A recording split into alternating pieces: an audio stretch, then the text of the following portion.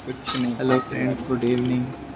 सो आज आम खाइबू मसला मुड़ी। तो आपण मैंने जानते आम ओडिशा रे बालेश्वर डिस्ट्रिक्ट मसला मुड़ीटा बहुत फेमस, माने जोटा कि मिक्सचर मुड़ी कहू। तो आमको तो बहुत पसंद, आम प्रतिदिन इवनिंग रे मसला मुड़ी खाइबा को पसंद करूँ। आ बाकी आपण मैंने भी टेस्ट करंतु, बढ़िया टेस्ट।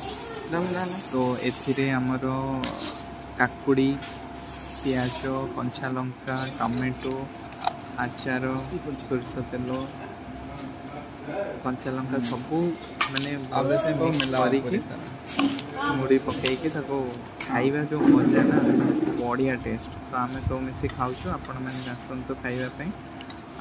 मैस नहीं करना है, पसंद तो एक इंसान खाएगा, एक इंसान खाएगा, एक इंसान खाएगा और मैं ये बालेश्वर स्पेशली कमेंट खा लिया है।